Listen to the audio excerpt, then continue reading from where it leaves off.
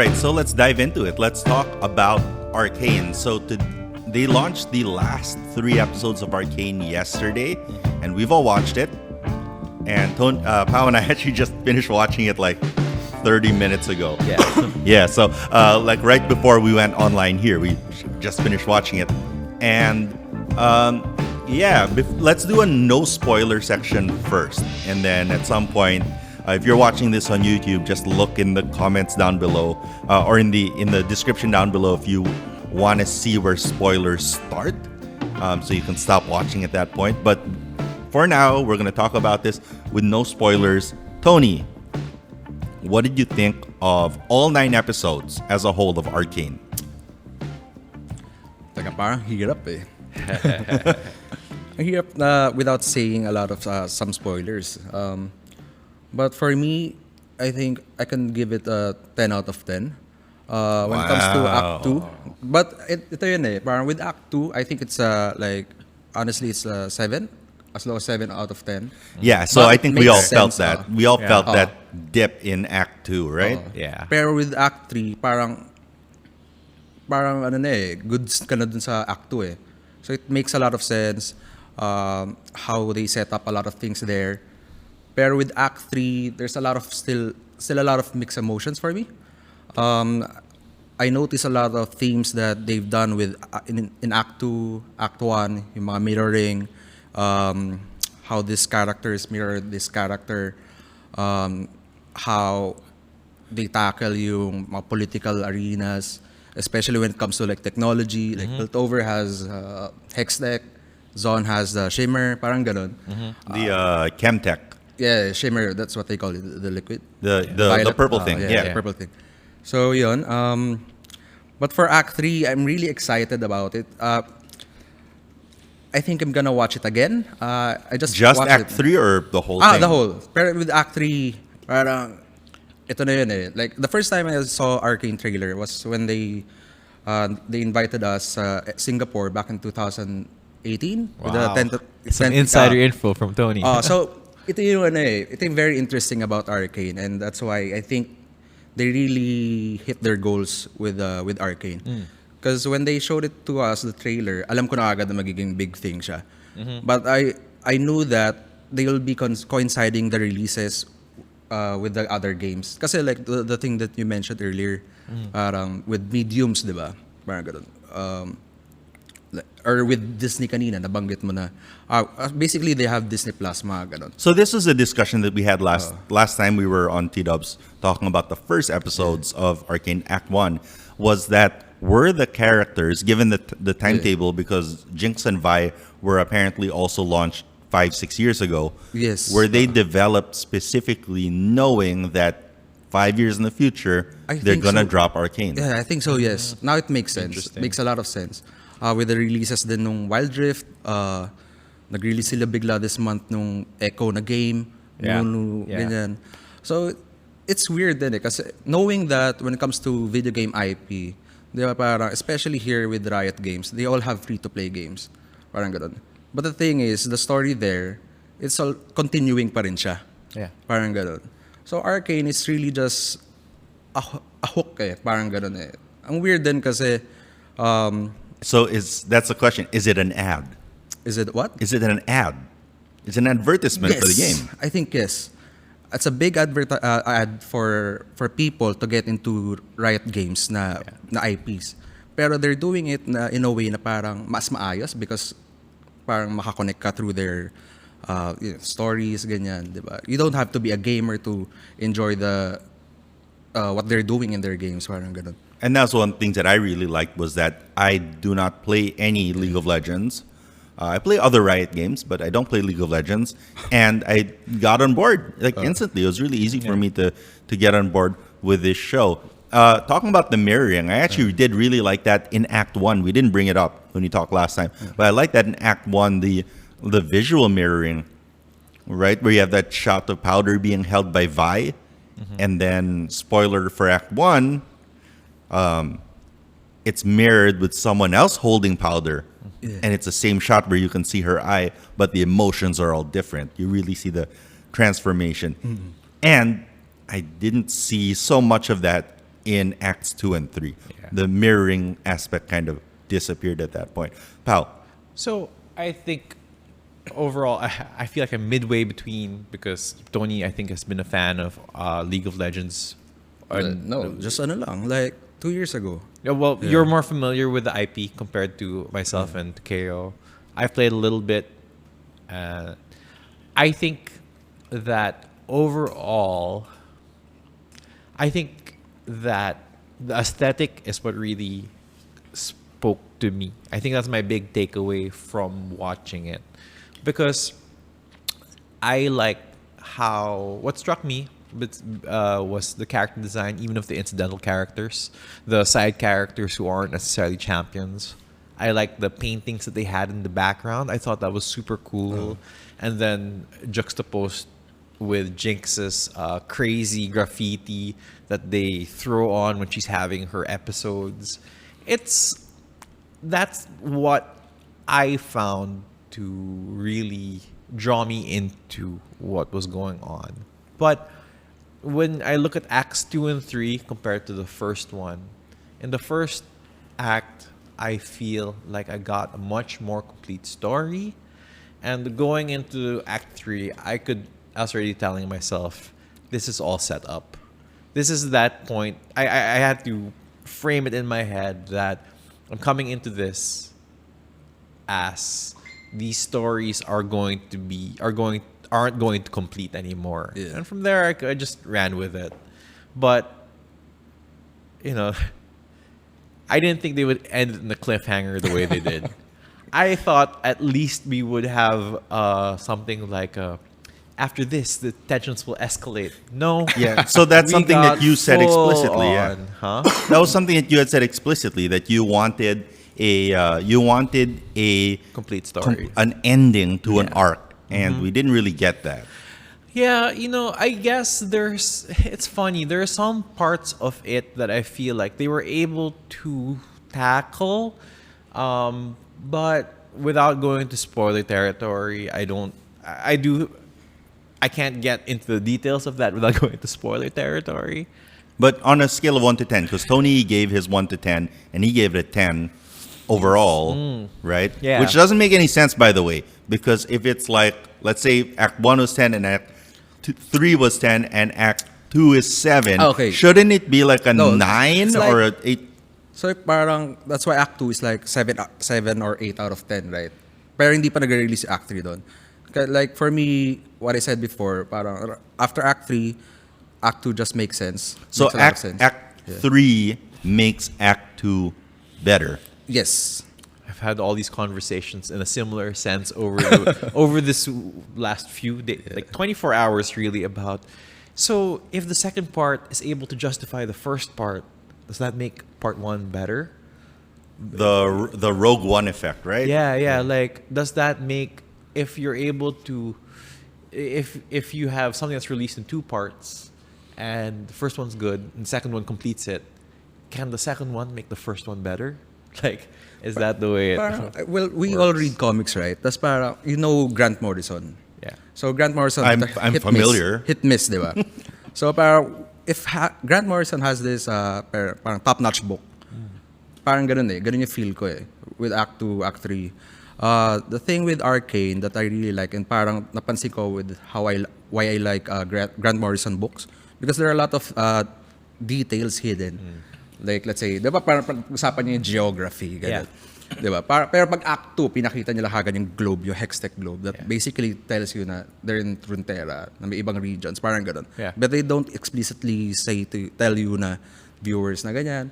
Parang it's all about the new type of storytelling that we see in an animation. Yeah. Parang ganun. I'll give my rating as this. Sige. For me, it was a good 7. I feel partly the reason it's there is that maybe I came in with mismanaged expectations, because I like the idea that they're hinting towards a larger world, they're hinting towards a larger, more stuff that's happening. But when I watched the first part, I really felt bought into these characters, to these situations.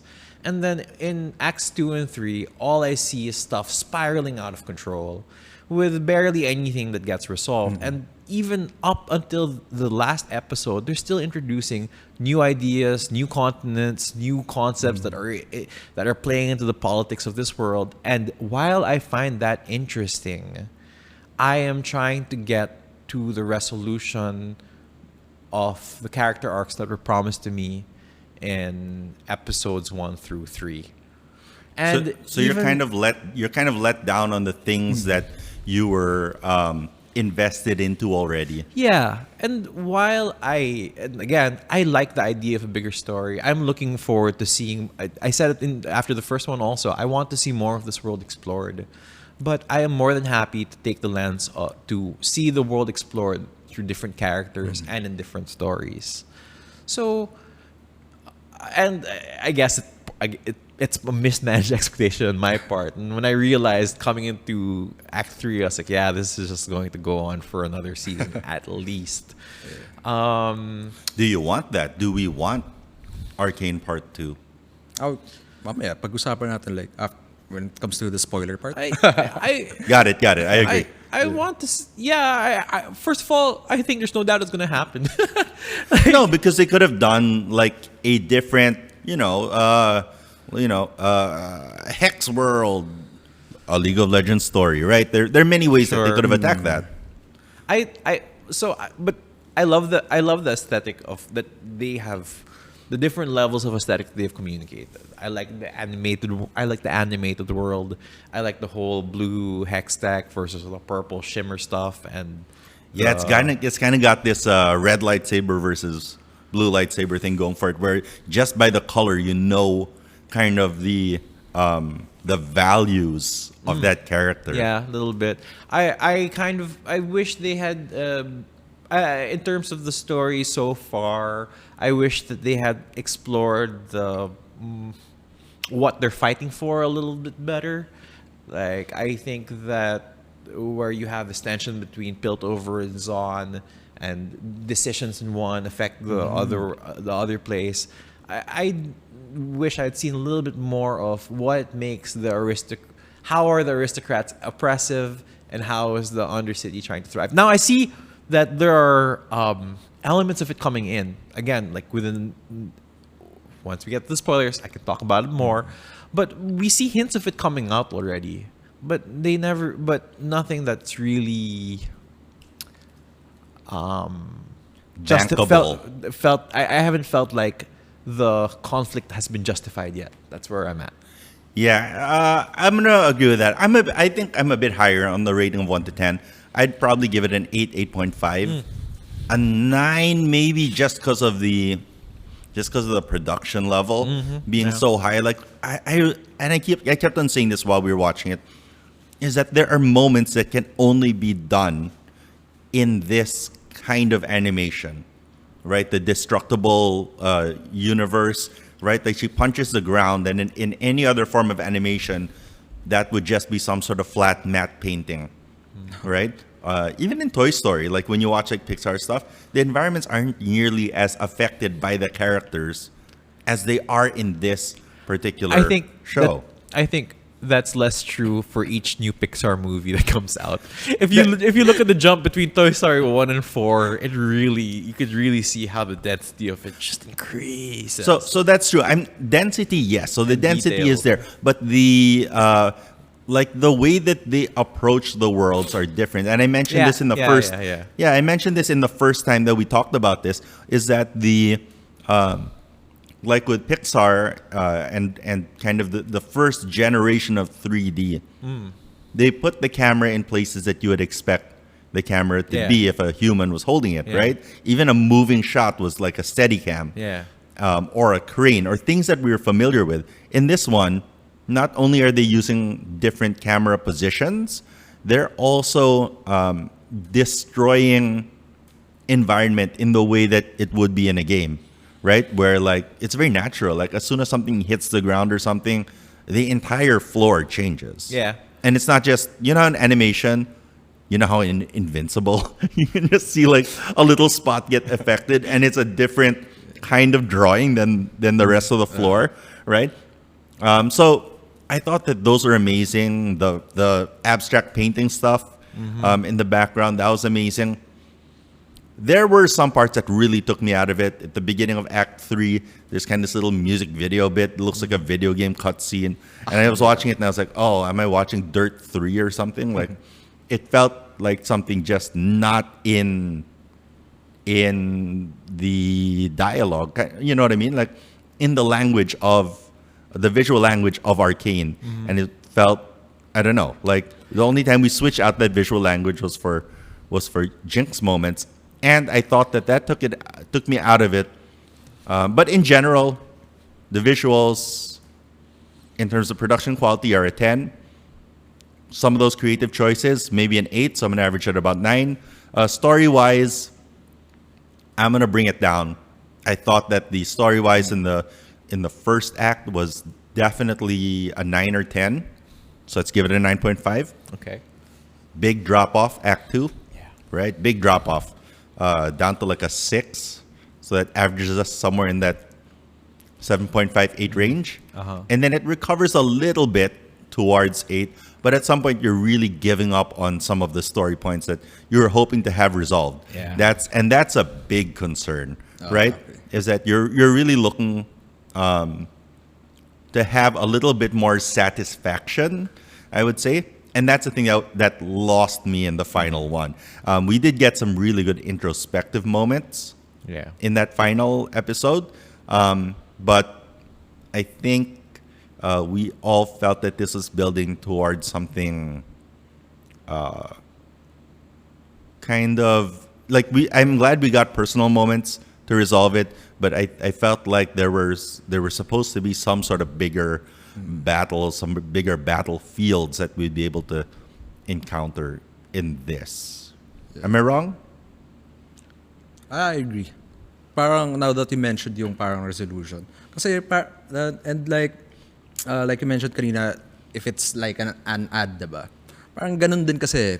Kaya parang after Act 3, parang I really liked what I saw. But maybe because I know about the lore or parang mas ano ako. But yeah, when it comes to resolution, masasabi ko lang talaga parang yun, bitin nga talaga yung Act 3. Maybe awan ko, paano ba to? Parang it feels weird eh. Parang I really liked it. Maybe nakuha ko yung expectations ko from the series. But then again, dahil sa bitin siya, I know na parang it's still a good series and it still gets better. Parang ganun. Yun nga lang, sobrang bitin. And we don't know when season 2 will come. Parang ganun. Which begs the question, is being bitin a good thing or is that a problem? Yun din eh. Kasi for me, ayoko mag-spoil eh. Parang, or do we... All right. So moment? I will wrap up first. Yeah. And I think in general, we're very positive on this. If we were to translate our 1 out of 10 ratings, we'd be giving this thing a 4-star across the board. 4 out of 5. 3.5. You're 3.5. Yeah. But what was your number? You said 7. 7, yeah. So yeah, you're right. It's 3.5. So 3.5 to 4, right? And given that there are 2 of us, then it brings it up to about like Sure. 3.95 maybe. And I will say that we had this discussion in the previous episode where we were saying if it's right for kids, and in the second act it kind of clearly becomes, it depends like how adult you want your discussions to be with your kids at a younger age. But I have a 10-year-old. I probably won't let her watch it till she's maybe 14. Oh. Yeah. You agree? Oh, tama. Yeah, like, all right. So, spoilers starting right now. On that top, okay. Okay, I just wanted to say that I don't think there's anything inherently wrong with building up to a second season. That's fine. But please try to complete your arcs from the first to spiral into a new one. Because part of the reason that this feels bitin is that all of a sudden, in the last act, you introduce all of these new forces at play that are like, why are these being introduced now? I wanna add something. Kung ni say spoilers na, no? Yeah, world Okay. spoilers. So tama ka eh. Spoilers land. Kaso parang I think that's a problem with that Riot's gonna have to tackle. Kasi I don't think na itutuloy pa nila yung storyline ni Jinx and Vi. You think this is it? Yes. You think it ends here? Because I think sa lore, with ambiguity. yeah, I think they're stuck there. Na parang ganun na. Kasi when it comes to the lore, parang ganun na yung setup eh. Like in the game, they're already at odds, so it Oh. doesn't make sense for them to not be Yeah. at odds in the show. Yes, kasi parang You think it's going to be something like in season 2 we're going to see another region of the world being tackled, and then they just talk about I the think they can conflict do in built that, eh. over and Oh. Zon kind of thing. But don't you want to see a Vi and Jinx like team up moment where like Yeah, I they do. resolve their Pero- differences and I do, pero yun yung problem kasi with the games, kasi usually pag video game IPs, when they release something like this, parang they wanna tie up, I'm sure kasi parang gusto nila i-tie up yung lore ng, ito na yung Arcane mismo yung lore nila na pinapakita, right? Yeah. Kasi basically wala naman pala silang lore na ano eh. They have the ones in the website, you have to tie it all up, parang ganun. Pero yung Arcane is really just the beginning. So I'm not sure kung talagang itutuloy pa nila yung kay Jinx and Vi. Pero I think pwede. Just for one, can go pa mga isa pang 2 to 3 episodes more. Because, and then transition into Yeah, a more I think ganun like eh. Jace Victor or centric no, episode. parang diretso na sa ibang region. Like, they can tackle pa yung, let's say, Jinx and Vi. Kung paano ba naging talagang parang police si Vi na built over. Parang ganun. Kasi they have to tackle that pa. What if they go in parallel? So the characters we see in this Arcane show are just in the Arcane show, and then they have another show that has a different name, also a League of Legends story, that tackles a different part of the world with a completely different aesthetic, and we're kind of working towards that Avengers moment where they all show up in the same place. Well, first of all, I think season 2 is going to be Jinx, Vi, Piltover, and Zon. I don't think they're going to jump somewhere else and just reference the place. So I don't know anything about the places. So give me the name of another spot. There's in the Toxus. universe. Toxus. Yeah, Noxus, siya yung they pinaka-obvious they na mentioned- binanggit gets mentioned a few times. Okay. Where the Saan galing si Mel? brown counselor is from with her Yeah. with the golden flecks With and the mom, braids. the The mom, yeah. power mom, Yeah, with the tiger with the, mom. with Tiger Mom with the pretty boy servants. Yeah, Okay, yeah. So wherever they're from, like Yeah, it will clearly have a different aesthetic. Maybe the same animation style, but they definitely look like they come from somewhere different. But I think that the season 2 is going to be back in Piltover and Zon. I don't think they're going to get to anywhere else, because I think, especially with that ending, I think they're going to have to resolve that. That's not an ending. That's a cliffhanger. And if they just jump elsewhere, it makes no sense for them to do that. That's the way I feel, at least. And with the Piltover and Zon story, gosh, I wish they had tackled Victor a lot better, because he is the bridge between those two places. Yeah, like I'm super disappointed with where Victor went, and that he never really gets resolved. Like the last thing we really see Yeah. with Victor and Jace over at the sewers, like it's kind of a nothing ending to that character. Yeah. Parang story's just beginning, And parang ganun. if Yeah, we're totoo. talking about the stories of those two cities, you have you have everybody with obvious alliances of where their allegiance lies. But Victor's the only one who is in the upper city who's fighting for the lower city.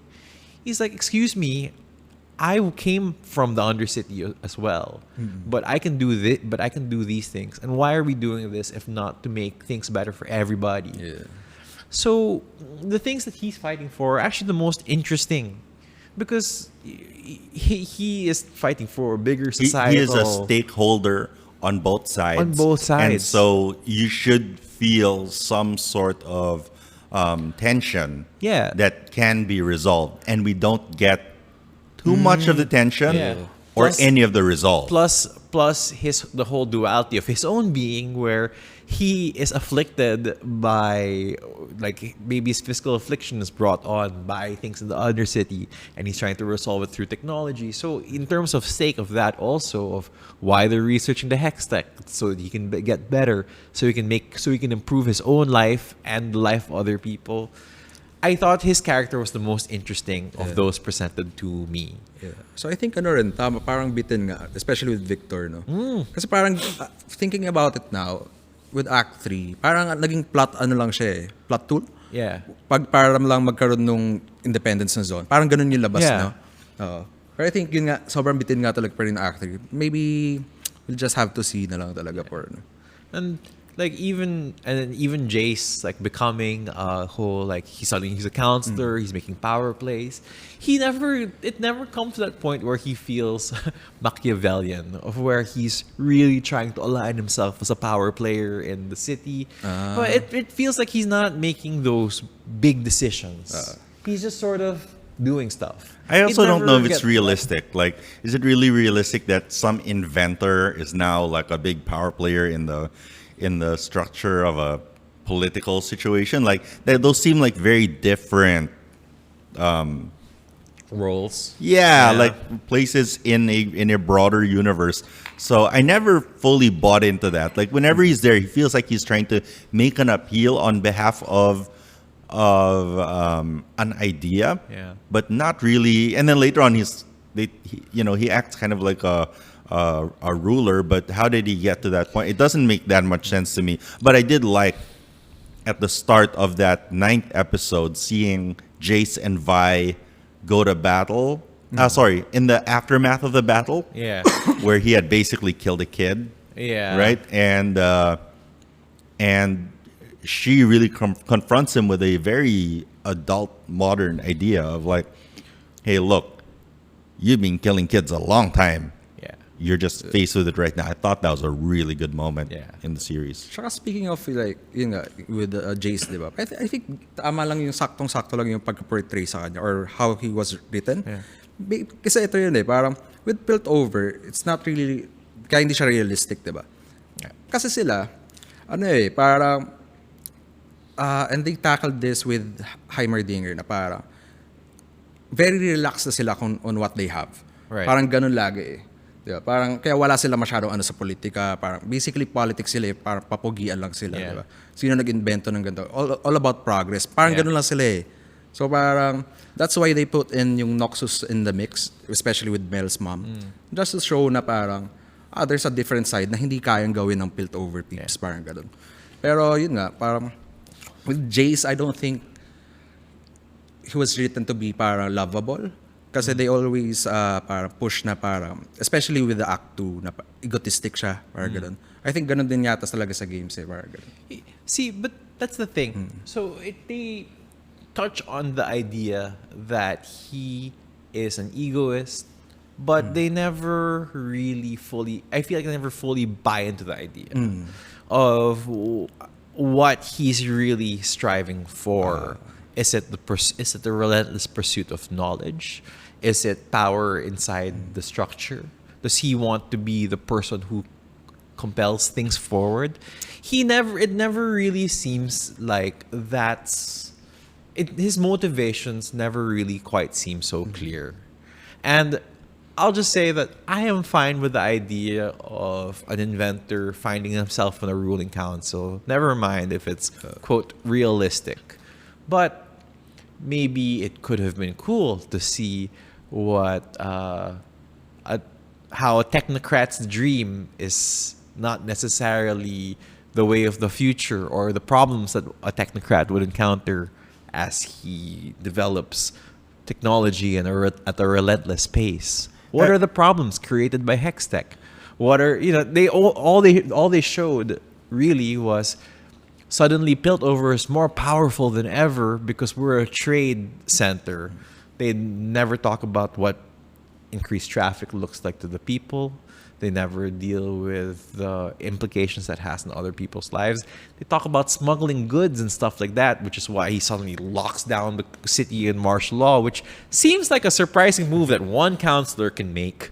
But whatever the case, whatever the case, like this whole the when I keep talking about like where's the root of the conflict between Piltover and Zon, it feels like it was just brushed over with broad strokes, never really showing what kind of oppression Piltover does, whether consciously or subconsciously, on the Undercity, or how the Undercity would how they somehow leech off of the bigger one. And while we finally got the verticality I was looking for in Acts 2 and 3. The geography yeah, aspect. You got a little bit of the geography aspect. At some point, you still see them sort of crossing over the bridge to go from one place to another. And I keep asking, where is Zon supposed to be? Is it under the city or around it? Or both? And it just seems to be that they just sort of, they never really figure it out. They never really figure it out. It's not clear in their minds, therefore not clear in ours, where the heck Zon is really supposed to exist. So yeah, it's like that. It's like watching that Jason Bourne movie that they shot here in Manila. It's not Jason Bourne. It's the Bourne Legacy. Bourne Legacy. Yeah, and you see like him like running through like you know like Baclaran or something, and then he jumps over a island in the middle of the road, and all of a sudden he's in VMAPA, right? Yeah. And you kind of get that. You feel that disconnection while watching this, and like you feel like you should know your way around this place inside of Piltover, and then all of a sudden you're somewhere else, which is strange because they managed to communicate some locations really well through color, and then do some really good reveals. Particularly that ending sequence with at that dining table, that banquet table of Jinx, kind of trying to reconcile her identity, going back to the warehouse where we ended Act 1. Yeah. I thought that was good, except it really took me a moment to really understand that, okay, that's back where we are. Yeah. Like at first I thought they were back in the training gym where they hung out. In the underground, underneath the last drop. Yeah, underneath the last drop. Yeah. So, and then they go back to the last drop to have more fights and stuff. Yeah. But in general, how did you guys feel about the fighting? Did you think that the fighting throughout the series was fight scenes? Yeah, fight scenes. How do you feel about fight scenes? Weird. Ako gusto ko yung kay Echo and Jinx. But I think iba lang na makakaintindi parang what they wanted to really show. Kasi if you're not familiar with Echo, he has this Z drive, if I'm not mistaken. Yeah. Then nagre-rewind siya ng time, parang ganun. Is he dead? Is No. Echo dead? He's not dead. So parang rewind niya bago siya mamatay, parang ganun. Yeah, so that's my thing, is that I subscribe very heavily to that, to the Breaking Bad Vince Gilligan is his name. The idea that if you don't see someone die, he's not dead. I was really hoping to see him do that kind of shenanigans in the. I was like, oh, here, this is it. We don't see it. I do. I really thought we were about to have like I a really like that scene. time to change how things are going to happen. Yeah, me too. That might be number one for me. That it shows them as kids and then it mirrors back. Yeah, so that is a good mirroring moment again. It's just when they're kids, like she nabs him with a paint gun, right? In the kid section, and then it goes to real time of what's actually happening on the bridge. And then when she doesn't nail him with a paint gun, right? She doesn't shoot him. It really makes you wonder, then what happened? Like, is this just something that happened when they were kids, or are they like fighting like now, but they're like they know each other so well because they fought so much as kids? Like, I was a bit lost in that, but it was a good loss. My only thing was when the fight ended and she basically drops a grenade, everybody still manages to survive. So that's always a bit these everyone survives moments. It's always a bit I I don't know how to take away from it. You know? You know what I was saying with the first act was that, I hope they avoid with the video game movies or series, there is a little bit of this aspect of stakes where are they really going to kill off their characters? No. Is that really going to be something that happens? Now I'm They glad do kill off someone in the show. Very important because character. Tama si Pao eh. the champions. I'm talking about the champions in specific. Got it. These are the characters that you play as that are in the lanes and so forth. So yes, they do end up killing off a major character in the show, but he's not a champion. He's not a playable character in the games. So I personally was hoping they would go riskier and actually not necessarily kill off a character, but come on, give that character some real development and growth. We did not get to see Peter's prediction of a werewolf. Yeah. Nowhere near it. Yeah. In fact, Oh. it almost feels like that character is dead. I think that's a season 2 thing. Yeah. Do you think that? Did you see Peter's prediction on who's going to be the werewolf? No, pero parang I already know. Parang if you know the lore or if you play the games. Yeah. Because there's a champion called Warwick. Yeah. And with the voice lines, it really matches na parang when pag nagkaroon ng interaction with Warwick and Jinx, iba yung mga sinasabi niya. Parang, you were there, it's all your fault. Ginaganon niya si Jinx. So parang with Act 3, nung pinakita yung werewolf, si Warwick, parang, alam mo na siya yun. What? They showed a werewolf? Yeah. What? When? What? Where? During Singed. Yung end credits, ay yung papuntang ending. Di ba, papunta sa end, si Singed nakaupo, looking at her daughter Right. photo. Top right, parang ganun. May nakasabit. So Okay, it's okay. hidden. We gotta go rewatch. Okay, but it's just dropped in as a background detail. alam mo na siya. Right. I thought there was. So we have to go back and watch it. Is what you're saying? Or intercut.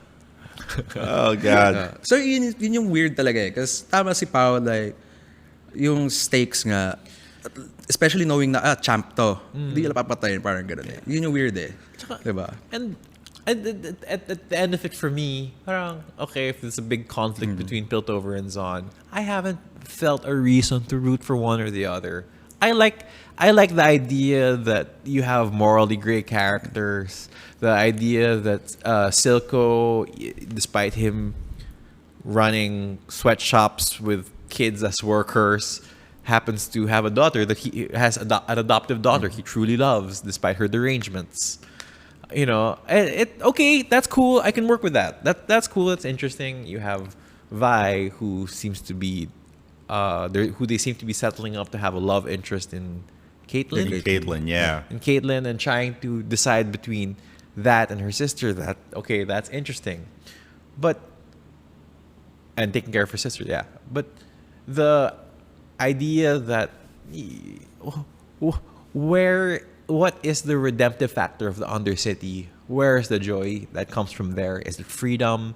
Is it their diversity? Is it their Do they love being underground? That might be real. Yeah. What virtue does it extol? It hasn't shown us anything in terms of that. Neither has Piltover really sort of shown itself as a shining beacon of how law and order can uplift people's lives. It's never something that's in the discussion of what's going on. Just a vague idea of knowledge and technology versus Undercity. Now, with that said, that thing where they're showing Echo and Heimdinger, that tree spot with all of the glowy creatures and the fireflies that fly around, I'm like, what's that? That's cool. That looks like a place that I could root for. Somewhere are they trying to? But they haven't given us virtues yet. More setup. Are they? Setup They haven't talaga. given us virtues. They haven't. Are they supposed to? They have found a space between technology and No, these guys are green. Yeah, so you got the blue, purple, you got the have blue. Purple. Yeah. Well, we have green. Well, I think for me, kaya refreshing din siya, Arcane. Because sanay tayo pag when it comes to like season 1, we have endings na parang, at least they ganito. And then, usually, ako nanonood ako ngayon ng, ano ba to? Narcos, nanonood ako. Narcos Mexico. Season 1, okay. Alam mo na parang they can continue this. Pero season 2, okay lang, saktuhan lang. Pero yun yung gusto ko sa Arcane. Like, alam ko na it will get better pa parang ganun. Yeah. Pero yun yung pinaka-problem ko talaga. And I think, hindi siya problem and medyo masaya rin ako. Parang I think the show, in its entirety, ginawa rin siya to have like a League of Legends story lang, diba? Yeah. And then, there's a thing na parang 50-50, parang it just gives layers to their champions. Parang they just want to have this para official lore into this official lore kay Yeah. Victor. Kasi Yeah. nakagulat kasi sa dami ko sa ibang friends ko, pinaka nagro-root sila kay Victor. Na parang Yeah, Peter also was like super into Victor and into Warwick. pero pag naglaro ka ng games, iba siya.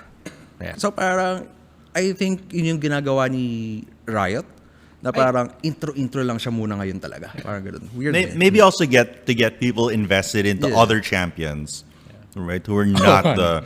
for skins.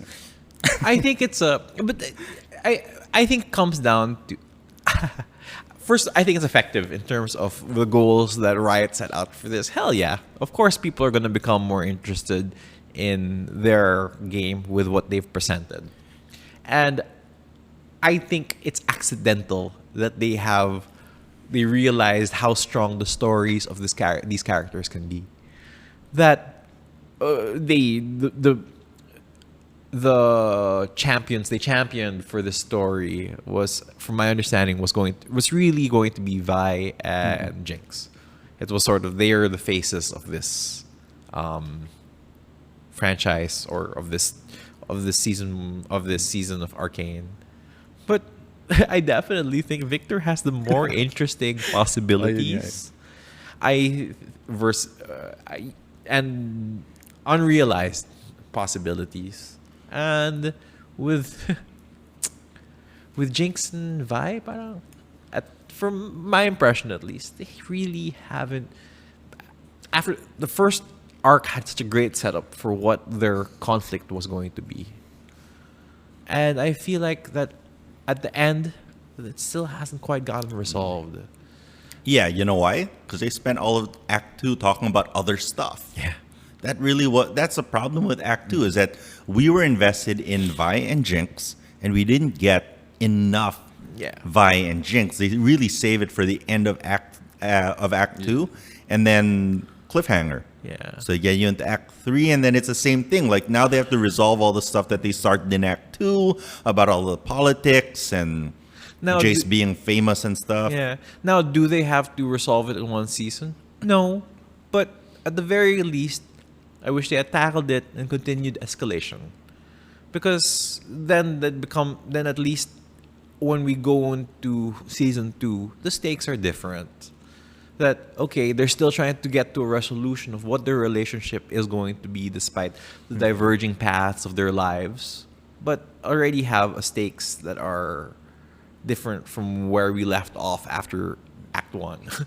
Because it still feels the same. Yeah, and I think this is one of the issues with the story being so interpersonal, is that I feel like that doesn't line up with the game, right? Okay. From my understanding of the game, not someone who doesn't play it that much. Yeah. But you're talking about fields of battle, right?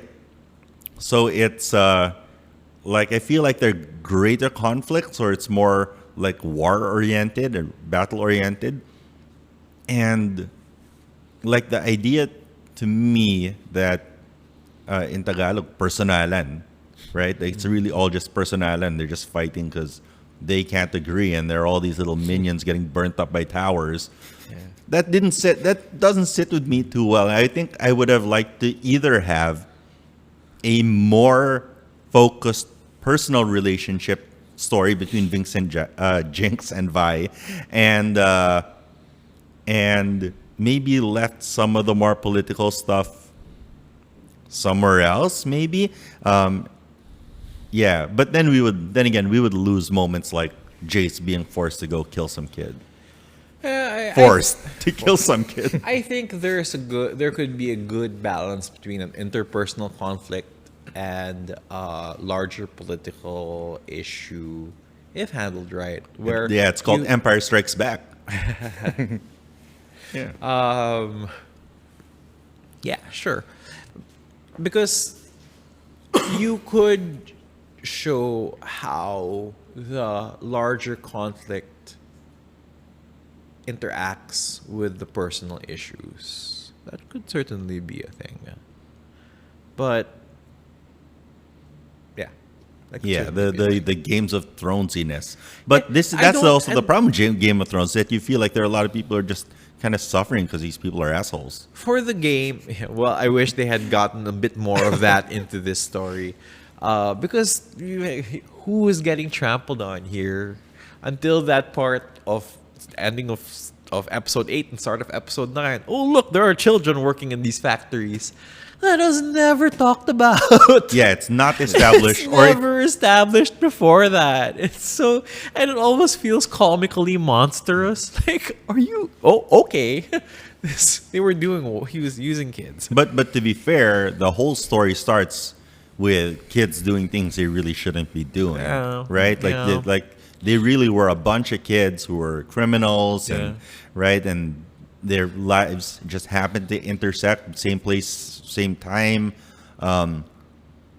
But the other thing they never really explained is where does Jace get these crystals, and how come he's the only one with them? Yeah. That was really a mystery to me. I was hoping to be able to go down and some juxtaposition. Some, I think yun some yung better isang pinakaayoko juxtaposition rin eh. between Shimmer Yung- and Hextech. Yung may saan niya nakuha yung crystals pa. I think that needs exploration. Tapos I think yung isa pang lazy writing na ayoko yung with a kid, di ba? Yung kay Jace. Parang napaka-coincidence na anak pala siya ng isang Ken Baron. Parang ganun. Yeah. So yun lang yung mga gripes ko. Pero I think, yun nga, parang I'd love to talk more about this season pag lumabas yung season 2. Kasi parang setup lang siya eh. Because when it comes to Jinx and Vi, kahit sa games, it also, parang their story really begins after nung pagbomba sa Piltover. Parang ganun. You mean the ending of the season? Yeah. Okay. So parang, I think we're gonna see more. So, pero I'm not really sure kung saan magpipick off talaga yung season 2. So, what do you guys think about? We're in spoilers. The entire series ends with Jinx firing this new superpower bazooka that she made, which, by the way, just Old ba yan? Old ba niya? Old niya yun. Okay. That's cute. so. Yeah, I had no idea about that, but for some reason, just like dropping the blue power marble into it, some reason it's engineered to be able to handle that. I was a very that seemed awfully convenient to me. Yeah, like there's no methodology, and they never even said, like, Jace doesn't say, and you can plug it into anything. It's the same size as any other AA You know, battery. I wait, would ano have yan? loved a little bit more of Jinx being a crazy It genius. was tackled in Act 2. Like, of seeing her. I just missed it. Yeah. So where's it Because brought up in? kinuha ni Jinx yung manual ni ni Jace. Kasi remember, even in Act 1, like sinasabi doon ni Victor na si Jace meticuloso, sinasay niya lahat ng parts. Basically, nilalagay niya lahat sa notebook niya. And then there's this scene in Act 2 na nagtitinker na si Jinx. Yung master plan na kay Jinx.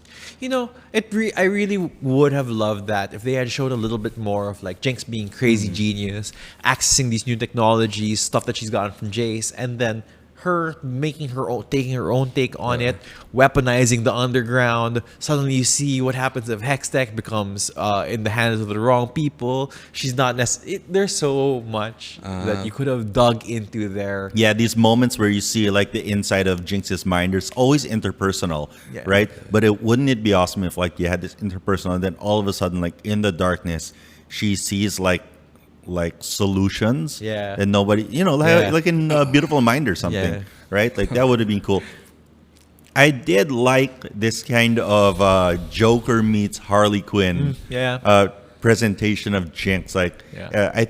I think more than anything, the thing that I like is that that's something that I feel like a lot of young girls can relate to. Yeah. And it's nice to have a hero or an anti-hero / villain, or it's hard to tell what she is at this moment, who's kind of in that, embodying that role. Because like my kids are obsessed with Harley Quinn. They love her. Yeah, I think I like that. I like the characterization. I just I do feel that they need to be careful with where they bring that story. Why careful? I mean, there's so many like Act 1 pa lang. any. That's true, but any evolution of that character kind of works out, good, bad, or ugly. I just think that but this is all personal opinion. First of all, I wouldn't say that. That I think that they need to figure out how they are going to give her more personality beyond the mental illness. Yeah. It's like her damage is almost her entire personality. Yeah. And then, Which is not the case for Harley Quinn. which is not the case Harley for Harley Quinn, Quinn. yeah, is a multi-layered Especially character. in the most recent Suicide Squad. That was an excellent movie. But I want to see a bit more personality.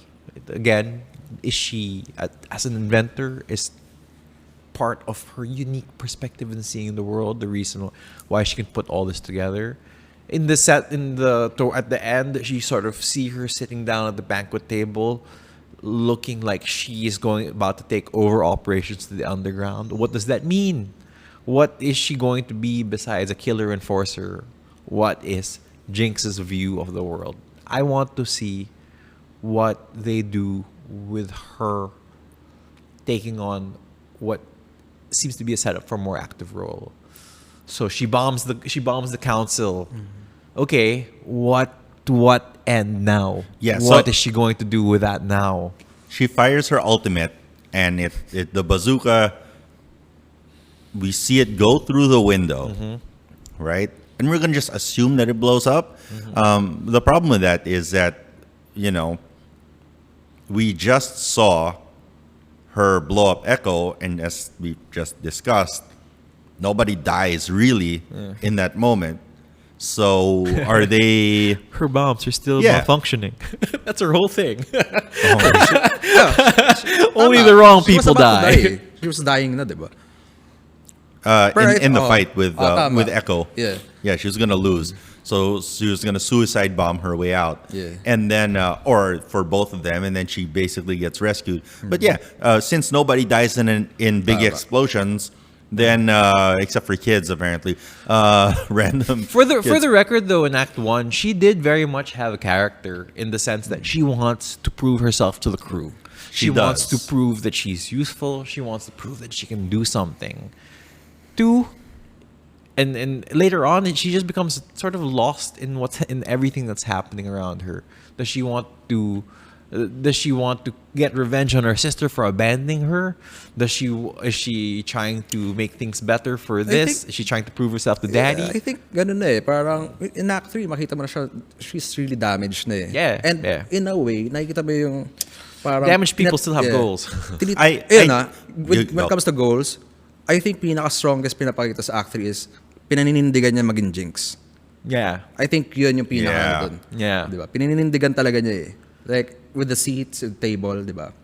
Laking imagery, yun eh. Parang upo siya kay Jinx na table. Parang. No, and she knew, like she made that, right? Like she painted on the chairs and all this stuff. Like she had planned it out, that she was going to go through that. She was going to make that choice on that day. Yeah. Right? Yeah. So very premeditated, which I don't know, like it seems like a lot for a character that's just kind of reeling the entire series. It was good, but I just don't know how we got to that moment. Yeah.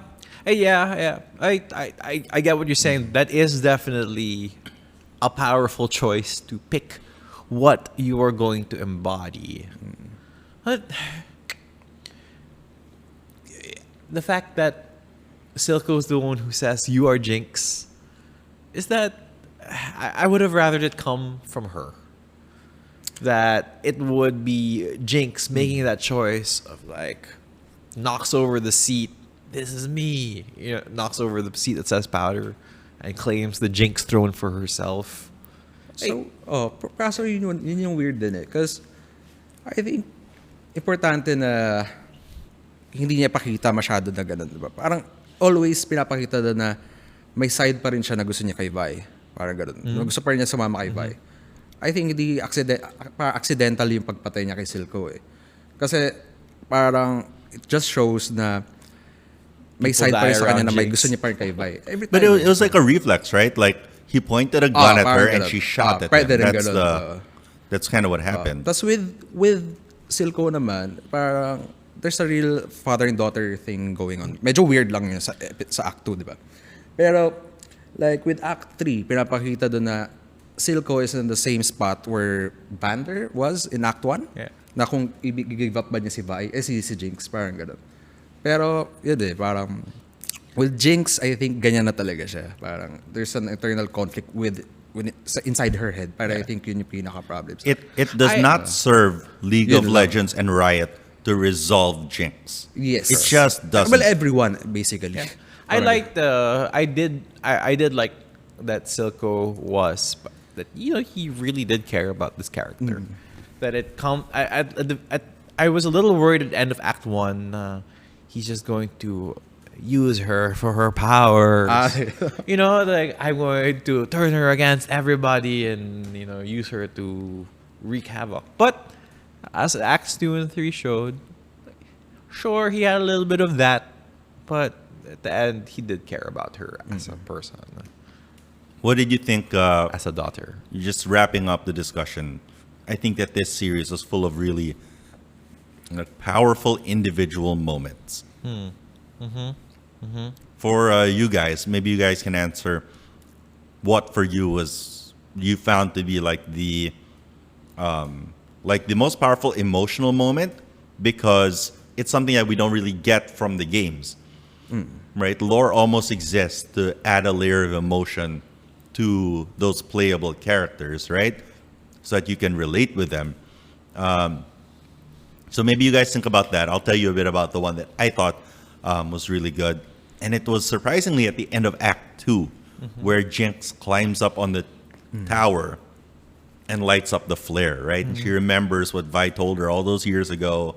And it shows her basically acknowledging her need to resolve things with Vi. Yeah.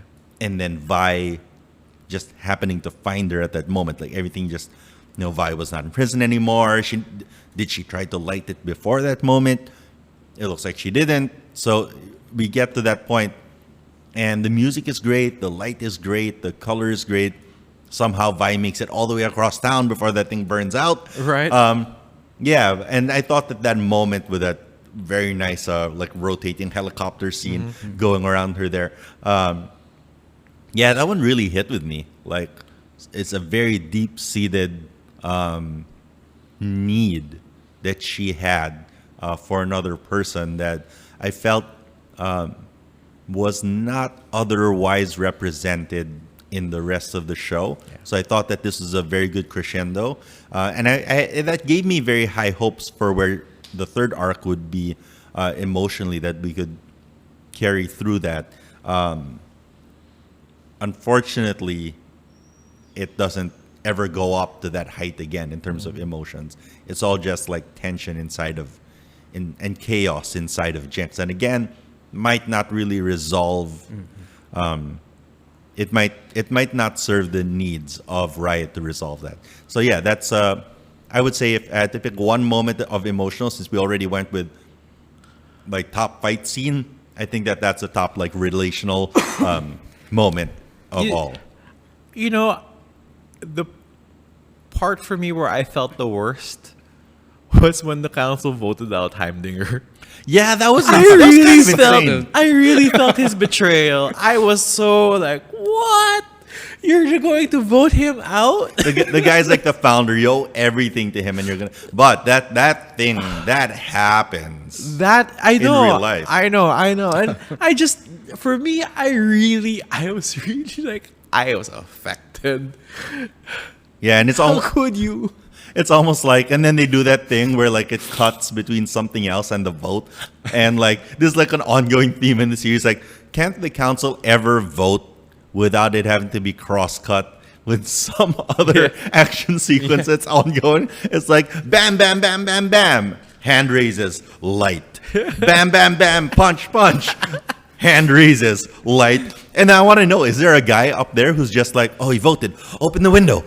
So the light comes out, right? I want to know how that works. Is there a steampunk thing? I also want to know that lady with a collar, with a steampunk gear collar on the council. Like, How do you take that off? I think, well, how do you take it off? And also, like, is there like a hamster in there that's like running to keep that thing? Does she have to go to the bathroom and wind up some keys here on her side?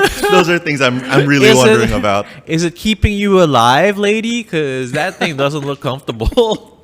Yeah, or maybe like she's too tall and she needed something heavy to keep her down, or is it just jewelry? Like, yeah. So, and then how are they powering it? Those are the unnecessary questions I need answered about that council and about that room. But I would really like to see them just vote. Can you just vote? Just have some music, some vote, and like not have it intercut with some battle scene, because it's nice. Maybe the first time, maybe even the second time as well. But there is an element of it. It feels like, oh, we're here again doing the same thing. Yeah. Emotional moment, Tony. Ako, there are two. The first one is in Act 1. Yung naiwan si Jinx diba, during the final act. Yeah, final basically part. the first time she's going mad in the bunk bed. Because basically for me, Act 1, Episode 1, it shows na Jinx is a really good girl talaga to begin with. They show it even at the start of the series, diba? Parang kumakanta siya. Remember, it's powder. So parang the first scene in the series is Jinx and Vi and Powder walking through the bridge, diba? Tapos kumakanta siya. Tapos parang doon na kagad na parang alam mo na kagad na she's innocent pero she's just thrown into this mess, parang ganun. And then that scene na iniwan siya, parang she goes mad, diba? Parang pero parang bigla siya nagsasnap na I can help, parang ganun. And then the next one is kasi parang for me that's emotional kasi parang especially when it comes to this pandemic, diba? You feel alone, lalo pag mag-isa ka lang, parang ganun. Do you have a bunk bed, Tony? Ano na? Do you have a bunk bed? Pero yun nga. Do you have a bunny? Meron, joke lang.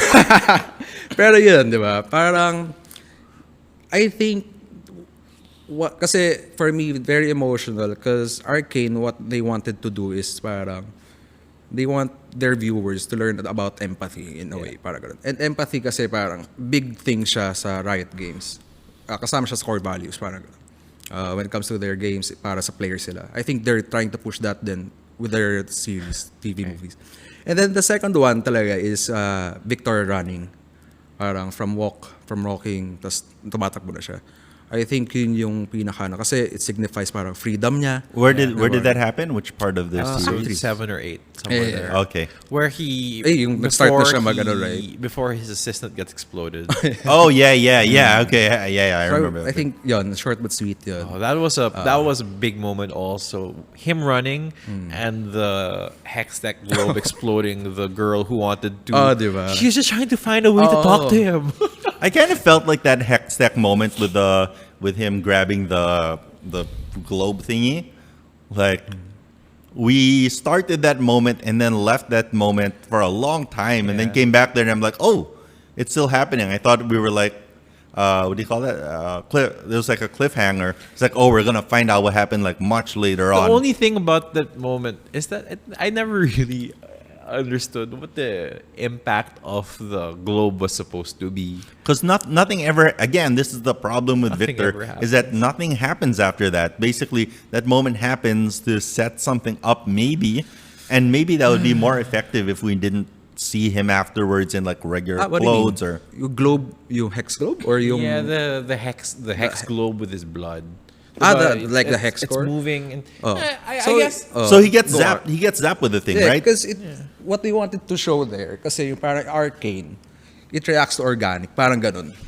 Na yun yung tinatry nila i-figure out. Parang, Jace knows yung parang yung mechanical stuff, ganun lang, diba? Pero yun yung pinaka-power dun pala, parang ganun. And, If you infuse the two together. parang may, through organic pala siya talaga yung power niya, parang. So, another, ano na naman nila yun na parang through Hex, through Arcane, tas may Shimmer ka na naman na iba. So, parang merge na. Yeah. Setup. I get it. It's just, again, the narrative. He's there, reaching towards the globe, and then it explodes, and then it kills the assistant behind him. But what was he doing reaching towards the globe? Yeah, like why would like was he just curious? Was he pulling it Like, apart to try to see what's inside it, to understand it, to really see it truly at one point? Did it change him afterwards? No. Yeah, the there's- change happened beforehand. There's no like eureka moment where it's Yeah. like, what if I wore this bracelet and moved it near that thing? Parang- That's the other thing is that like we get all these shots of Jace like touching his bracelet, and do they ever really resolve like what's going So on? Maybe Dude, that's dude, where he what's gets, going on maybe with the that's where he bracelet? gets the globes. Sobrang bitin yung kay Victor kasi yung parang eureka moment niya basically was yung running moment. Yeah. Parang ganun. But then, yun eh. Magkakaroon pa siya na spiral down malamang. No. So he has the running moment, but there's no moment where it's like, this is why I'm going to run. Right? Or something for me like I think maybe it would have been the death of the assistant and then juxtaposed with the running. That you have him running away from that he could have been running away from that incident.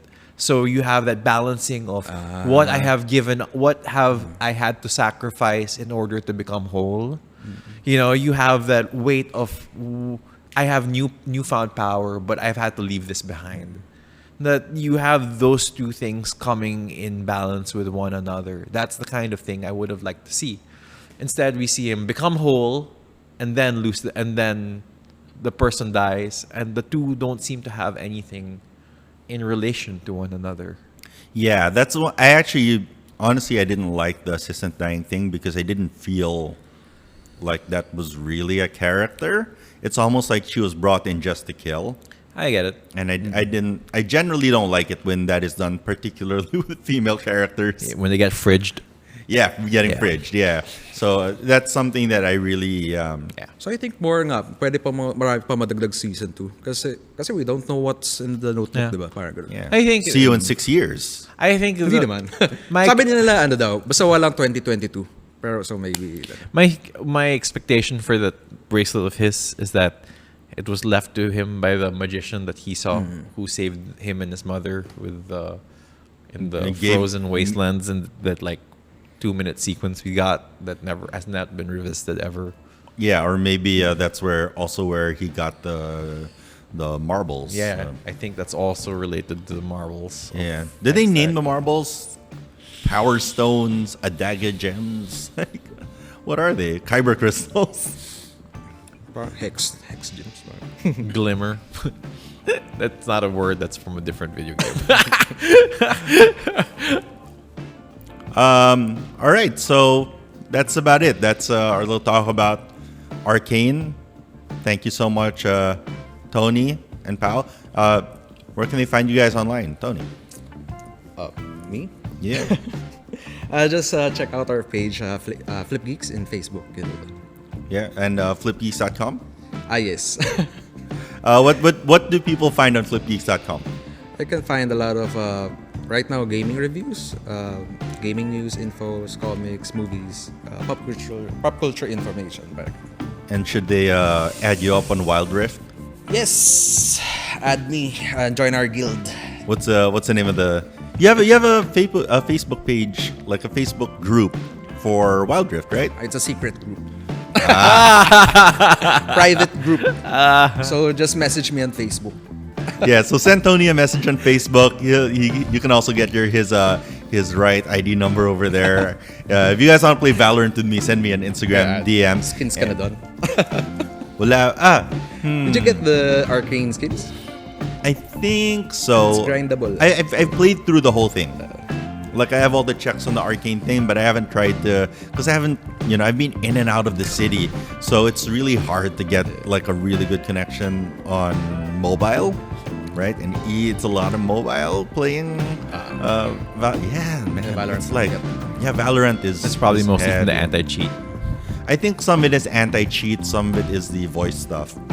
It's like you're connected to like 5 voice, and It's not so much. you don't think? No. Yeah, so anti-cheat. Yeah, dude, it can be like 200 My megabytes friend a plays game. Apex on mobile data sometimes when his internet goes down. It's like it's fine. It's like 100, maybe 100 megabytes for 3 hours of play. Oh yeah, so this one is like 200 for a single game. It's got to be 40 anti-cheat. minutes, Yeah, 40 to. Why umabot ka na 40 minutes in your games? Hindi, parang minsan, hindi, one match. Yeah. Diba?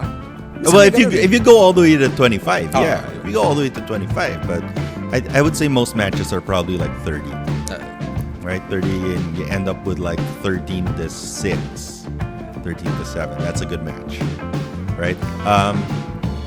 I am it's Pao on Instagram and on Twitter. Hit me up if you need an opinionated podcast guest. I am aiming to guest on more and more podcasts with my crazy critical thinking. And I am Kayo Kosho. You'll find me most days here at Honeycomb, Manila in Double Dragon Plaza. If you'd like to film a podcast like this, it actually costs nothing for our members. On average, 75 pesos an hour here with coffee. And this is where you can find me on most days. If you're new to the channel, subscribe.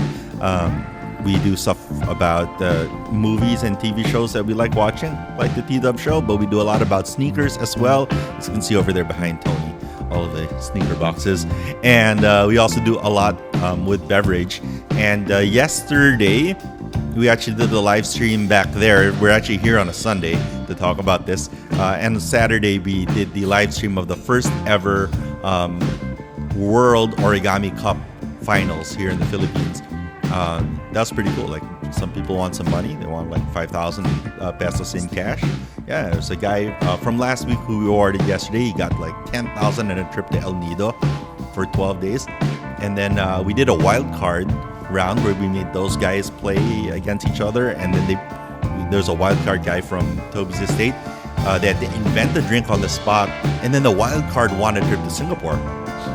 If you want to see that stuff, you can check out the live stream from yesterday. It'll be on our YouTube page. It's called the Origami Cup Finals, I believe. So that's an example of all the weird stuff, all the stuff that we do here in Honeycomb.